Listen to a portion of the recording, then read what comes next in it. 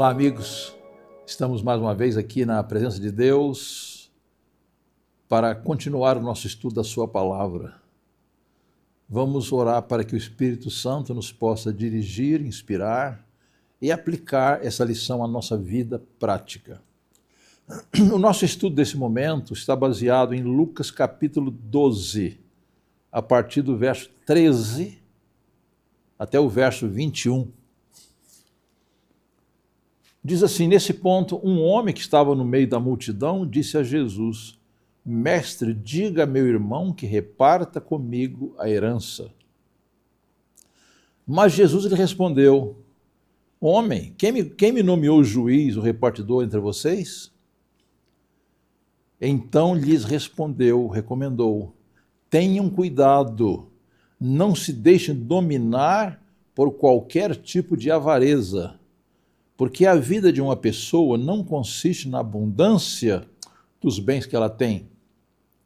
E Jesus lhes contou ainda uma parábola, dizendo: o campo de um homem rico produziu com abundância. Então ele começou a pensar: que farei? Pois não tenho onde armazenar a minha colheita. Até que disse: já sei. Destruirei os meus celeiros, construirei outros maiores, e aí armazenarei todo o meu produto e todos os meus bens. Então direi à minha alma: você tem em depósito muitos bens para muitos anos. Descanse, coma, beba e aproveite a vida. Mas Deus lhe disse: louco, esta noite lhe pedirão a sua alma. E o que você tem preparado, para quem será? Assim é o que ajunta tesouros para si mesmo, mas não é rico para com Deus. Queridos, nós temos aqui muitas lições atuais, muito práticas para nós, para mim e para você. Bem, primeiramente, um homem se aproximou de Jesus, aqui está no verso 13. Mestre, diga a meu irmão que reparta comigo a herança. Qual era o problema? Queridos, nós temos acompanhado muitos casos de homens ricos que falecem e agora começa uma batalha tremenda, às vezes uma batalha que dura anos, batalha judicial, porque os irmãos estão brigando entre si para pegar a herança. Você tem acompanhado alguma coisa dessa natureza? Às vezes isso acontece na nossa própria família, né? Às vezes, quando o pai morre, ele nem deixa muita coisa, mas aquele pouco que ele deixa, já começa os filhos se desentenderem por causa daquela propriedade, daquela herança, né? Você tem acompanhado alguma coisa nesse sentido? Creio que sim, né? Bem, então esse homem chegou para Jesus e falou assim: mestre, diga a meu irmão que reparta comigo a herança. Bem, qual era o grave problema que havia entre aqueles irmãos? Egoísmo. Um queria o mesmo que o outro. Ou queria mais do que o outro, né? Então Jesus falou assim: eu não vou interromper a minha missão para me envolver nisso aí. Vocês precisam primeiro vencer o egoísmo para poder solucionar o problema, né? Então não era trabalho de Jesus repartir herança, não. E agora Jesus, ele adverte, no verso 13, diz assim: tenham cuidado e não se deixe dominar por qualquer tipo de avareza, porque a vida de uma pessoa não consiste na abundância dos bens que ela tem. Bem, aqui temos uma verdade contrastando com o pensamento do mundo em geral. Geralmente, querido, as pessoas no mundo elas são classificadas pelo que elas têm. Por exemplo, o Elon Musk, ele foi declarado trilionário. E muita gente agora ele fica: puxa vida, se eu fosse como o Elon Musk, né? Então, o homem mais rico do mundo, aqui no Brasil, sempre sai a lista dos mais ricos homens do Brasil. A revista Forbes, ela faz uma lista dos maiores homens mais ricos do mundo. Então, no mundo, o ser humano é classificado pelo que ele tem. Mas Jesus diz o contrário. Olha só o que disse Jesus: tenham cuidado e não se deixe dominar por qualquer tipo de avareza, porque a vida de uma pessoa não consiste na abundância dos bens que ela tem. Eu vou repetir aqui, irmãos, um princípio que já lemos na palavra de Deus e mencionamos aqui algumas vezes. Os pecados mais ofensivos a Deus são orgulho, egoísmo e cobiça. Qual era o problema desses herdeiros aqui? Não era egoísmo e cobiça? Era esse o problema. E, queridos, lamentavelmente, nós nascemos egoístas. E agora, para que esse egoísmo seja erradicado da nossa vida, precisamos entregar-nos a Cristo e permitir que o Espírito Santo destrua esse egoísmo da nossa vida. Até a inspiração diz que o sistema que Deus estabeleceu de devolver dízimos e ofertas voluntárias é um meio divino para destruir nosso egoísmo.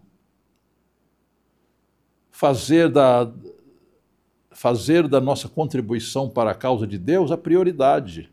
Fazer da ajuda ao nosso semelhante a prioridade. Como que eu posso ter dinheiro, ter recurso, ver o meu irmão passar necessidade e ficar de braço cruzado? Então disse Jesus, a vida de uma pessoa não consiste na abundância dos bens que ela tem. E agora Jesus contou aquela parábola, né? Vamos recapitular a parábola. O campo de um homem rico produziu com abundância. Bem, aquele homem, ele era um bom administrador, né?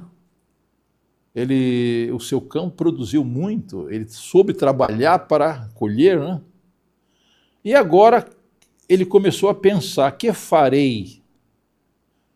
Pois não tenho onde armazenar a minha colheita. Bem, se ele tinha uma fartura de bens, fartura de colheita, o que é que ele devia pensar? Se ele fosse um cristão, claro. Bem, uma parte dessa colheita aqui eu vou dedicar para Deus. Dízimos, primícias, segundo dízimo, ofertas, etc. A segunda parte, vou ajudar os pobres. Tem tanta gente pobre nesse mundo, na minha cidade, né? Então eu vou dedicar uma boa parte da minha riqueza para Deus e para o meu semelhante. Mas não, o que ele falou? Ele diz, vou destruir os meus celeiros, construir outros maiores, aí armazenarei todo o meu produto e todos os meus bens. Bem, aqui ele cometeu um erro. Queridos, o que eu tenho, o que você tem, o que nós temos, não pertence a nós mesmos. Pertence a Deus, para ser usado para a sua honra e para a sua glória. Mas esse homem aqui só pensou em si. Ele pensou que aquilo era dele, só dele, não era de Deus. Até eu entendo o seguinte, quando Deus pede para nós devolvermos 10% dízimo, devolver primícias, devolver ofertas liberais, é para que nós reconheçamos que aquilo não é nosso. Então, quando Deus me dá aí 10 mil reais e eu devolvo 1.000 e mais primícia e mais ofertas, será que eu posso gastar o resto como eu quero? Não. Aqueles 90%, 80%, 70% também deve ser gasto de acordo com a vontade de Deus. Nós somos apenas administradores, aquilo não é propriedade nossa. Mas o que disse esse homem da parábola, no versículo 19? Então direi à minha alma, você tem em depósito muitos bens para muitos anos.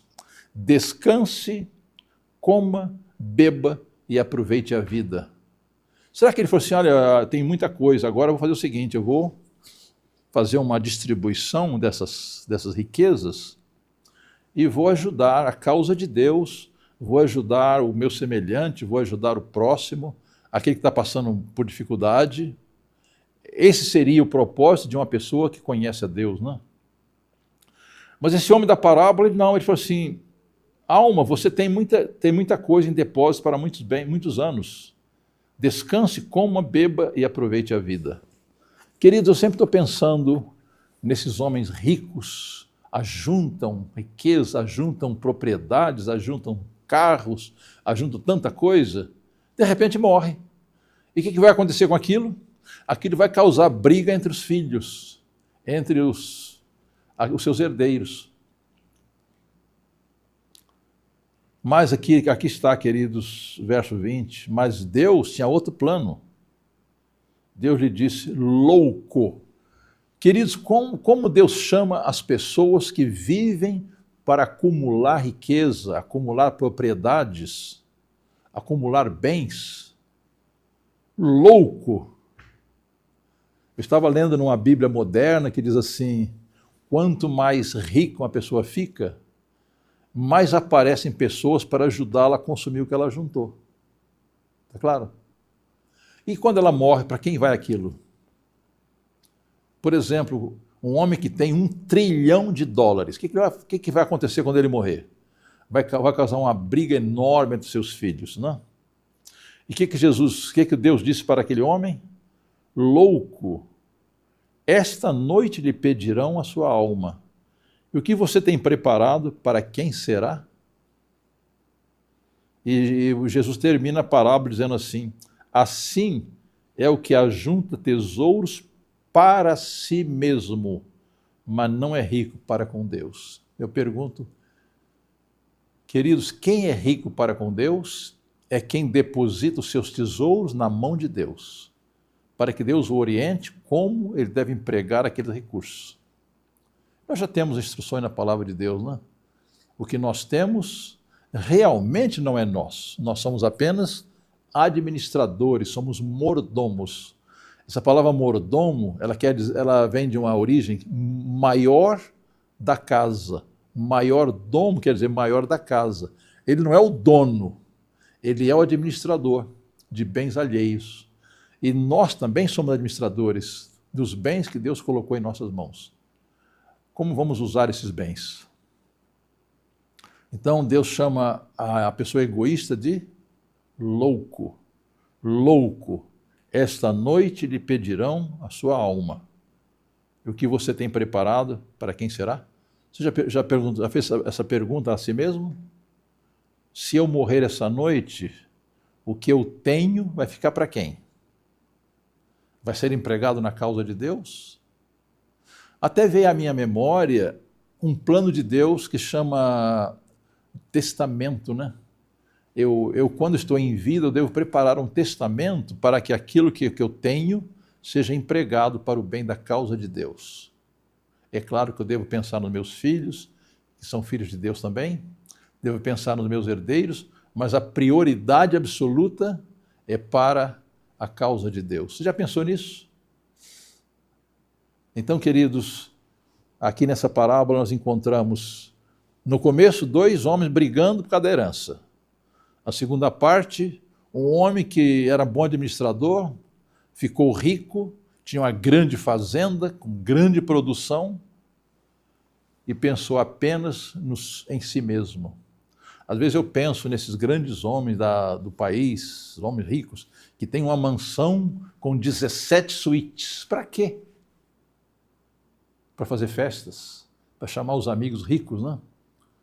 E quando esses homens morrem, para quem fica aquilo? Para causar dissensão e briga entre seus herdeiros. Queridos, vamos ter em mente que o propósito da nossa vida é servir o nosso semelhante. Servir a Deus e servir o nosso semelhante. Caso contrário, Deus vai dizer, louco, esta noite te pedirão a tua alma. E o que você acumulou vai ficar para quem? Pense nisso. Pense nisso. Seja você pobre ou rico, a nossa vida deve ser dedicada a servir a Deus e aos nossos semelhantes. É claro que sem a graça de Deus não podemos fazer isso. Jesus disse em João capítulo 15, verso 5, sem mim nada podeis fazer. Então, queridos, a orientação divina que temos é colocar-nos a nós mesmos e tudo o que temos no altar de Deus, para que seja usado para a sua glória, para a sua honra, para o progresso da sua causa. Que Deus nos ajude, queridos, para que nós nos entreguemos a Ele de todo o coração. E vamos seguir o exemplo de Cristo, né? Ele disse, o Filho do Homem não veio para ser servido, mas para servir e dar a sua vida em resgate por muitos. O objetivo da nossa vida é amar a Deus de todo o nosso coração, de toda a nossa força, de todo o nosso entendimento, e ao próximo como a nós mesmos. Não é servir-nos a nós mesmos, mas para servir o nosso semelhante. Deus nos abençoe e nos ajude a entregar-nos a Ele sem reservas. Deus não quer apenas a nossa oferta, Ele quer o nosso coração. Com o nosso coração vai tudo aquilo que temos em nosso poder. Deus nos dê sabedoria do alto para administrar os bens que Ele colocou em nossas mãos. Amém.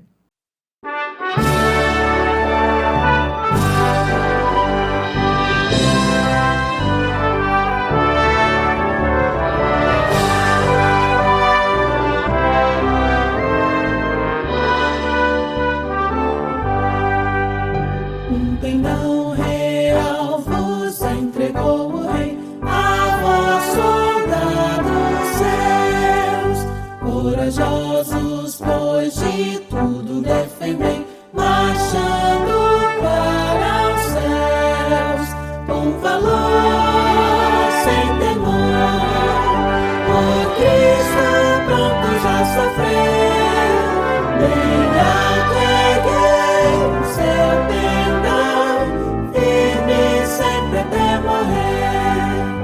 Quem tiver